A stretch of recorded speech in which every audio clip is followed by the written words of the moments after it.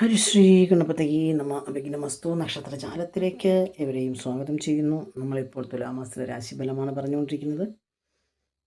അത് തുലാമാസം നിങ്ങൾക്ക് എങ്ങനെയാണ് എന്നുള്ളതാണ് പറഞ്ഞുകൊണ്ടിരിക്കുന്നത്. നമ്മൾ ഇന്ന് പറയുന്നത് പൊണ്ടകം പോയം ആയില്യം 3 നാളുകളാണ്. അതിന് മുന്നേ ഒരു കാര്യം പറഞ്ഞുകൊള്ളട്ടെ. ആദ്യമായിട്ടാണ് ഈ ചാനൽ ആരെങ്കിലും കാണുന്നുണ്ടെങ്കിൽ ഒന്ന് സബ്സ്ക്രൈബ് ചെയ്തേക്കുക. അടുത്ത ബെൽ ബട്ടൺ കൂടി ഒന്ന് അമർത്തുമ്പോൾ ഓൾ എന്നുള്ള ഒരു ഭാഗം കാണാം. 3 ഓപ്ഷൻ ഉണ്ട്. അതിൽ ഓൾ എന്നുള്ളൊരു ഭാഗം തൊട്ട് വെച്ചാൽ വീഡിയോസൊക്കെ നിങ്ങൾക്ക് ആദ്യം തന്നെ ലഭിക്കും. നമുക്ക് ആദ്യം പുണർന്ന നാളിനെക്കുറിച്ച് പറയാം. വ്യാഴം നക്ഷത്രത്തിൻ്റെ അധിപനാണ്. വ്യാഴം അത് ഉച്ചസ്ഥായിൽ സഞ്ചരിക്കുന്നത് കൊണ്ട് തന്നെ ഗുണാനുഭവങ്ങളുണ്ടാവും. വ്യാഴത്തിൻ്റെ ഒരു ഇതുള്ളതുകൊണ്ട് തന്നെ ഭൗതിക സാഹചര്യങ്ങൾ വരുന്നതാണ്. മുൻപ് നേരത്തെ അതായത് നിങ്ങൾ അശ്രാന്ത പരിശ്രമിച്ചിട്ടും ഫലിക്കാത്ത കാര്യങ്ങൾ ഇപ്പോൾ ലഘുകരമായിട്ട് ഇപ്പോൾ നിങ്ങൾക്കത് ചെയ്യാൻ സാധിക്കും. കൈവരിക്കാൻ സാധിക്കും. വീടിൻ്റെ നിർമ്മാണം തുടങ്ങാനൊക്കെ സാധിക്കും. വാഹനങ്ങൾ വാങ്ങാൻ, അതായത് വില കൂടിയതായിരിക്കും വാങ്ങാനുള്ളൊരു സാധ്യത കാണുന്നുണ്ട്.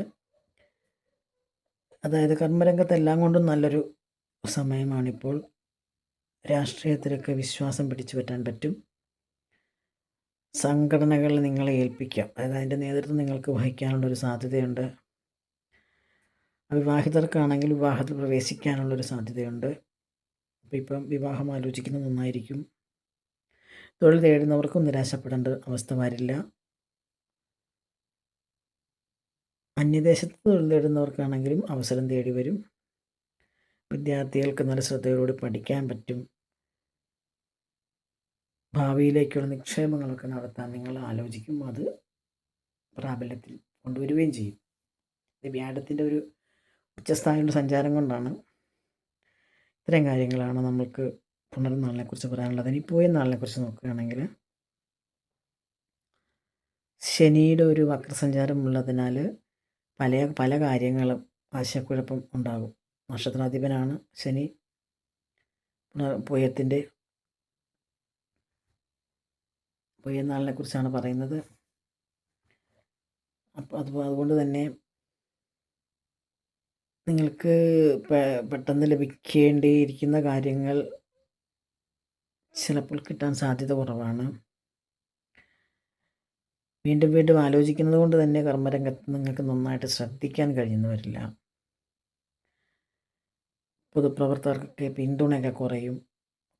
എന്തായാലും ഈ ഒരു മാസത്തിന് ശേഷം അങ്ങനെയുള്ള കാര്യങ്ങൾ, അതായത് പൊതുപ്രവർത്തനത്തിലൊക്കെ ഏർപ്പെട്ടാൽ മതി. ജന്മത്തിലെ വ്യാഴം നിലവിൽ ഇപ്പോൾ ഉള്ളൊരു ഒരു തുടർന്നുകൊണ്ടിരിക്കുന്ന ഒരു ഇതിൽ തന്നെയാണ് തുടരുന്നത് കൊണ്ട് തന്നെ വിഘാതമുണ്ടാക്കാനിടയുള്ള നിലവിലെ ജോലി ഉപേക്ഷിക്കുന്നത് നന്നായിരിക്കും. അതായത് ഇപ്പം അങ്ങനെ നന്നായിരിക്കുമെങ്കിലും പിന്നീടത് നല്ല കാര്യത്തിലേക്ക് വരും എന്നുള്ളത് കൊണ്ട് തന്നെ അത് പിടിച്ച് നിൽക്കാൻ പറ്റിയാൽ നന്നായിരിക്കും. അല്ലെങ്കിൽ ഉപേക്ഷിക്കുക. പുതിയ അവസരങ്ങൾക്കായി കുറച്ചും കൂടി കാത്തിരിക്കേണ്ടി വരും. വിദ്യാർത്ഥികളുടെ പഠനകാര്യത്തിൽ മാതാപിതാക്കൾ കൂടുതൽ ശ്രദ്ധിക്കേണ്ട ഒരു സമയമാണ്. അനുരാഗത്തിൽ ഏർപ്പെട്ടിരിക്കുന്നവർക്ക് നല്ലൊരു സമയമാണ്. ആനന്ദിക്കാനുള്ളൊരു സമയമാണ്. കമ്മീഷൻ ജോലിയും ഏജൻസി കരാറും ഒക്കെ അതിൻ്റെ പണിയൊക്കെ ചെയ്യുന്നവർക്ക് നല്ലൊരു ആദായത്തിന് കിട്ടുന്നൊരു സമയമാണിപ്പോൾ.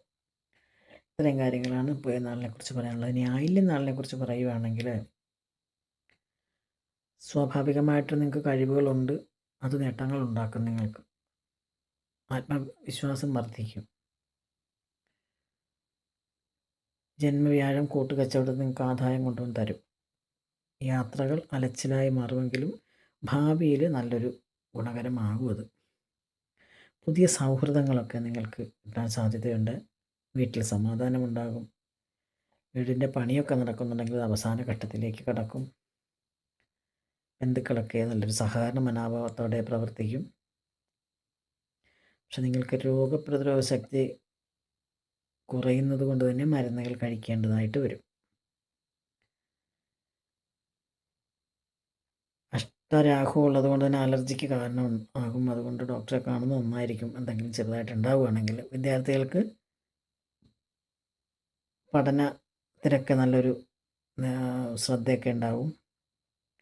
പാരമ്പര്യമായിട്ടുള്ള തൊഴിലിനോട് ഒരു അതായത് പാരമ്പര്യമായിട്ട് എന്ത് തൊഴിലാണോ ചെയ്തിരിക്കുന്നത് അതിനോടൊരു താല്പര്യക്കുറവുണ്ട്, അത് തുടർന്നു കൊണ്ട് പോകും. നിങ്ങൾക്ക് വായ്പയൊക്കെ അപേക്ഷിച്ചിട്ടുണ്ടെങ്കിൽ അതൊന്നും പരിഗണിക്കപ്പെടില്ല ഇപ്പോൾ. ഏറ്റവും ശ്രദ്ധിക്കേണ്ട കാര്യം പണമിടപാടുകൾ കരുതലുണ്ടാവണം. ഇത്രയും കാര്യങ്ങളാണ് ഇന്ന് പറയാനുള്ളത്. മറ്റൊരു വീഡിയോയുമായി കാണുന്നവരെല്ലാവർക്കും നന്ദി, നമസ്കാരം.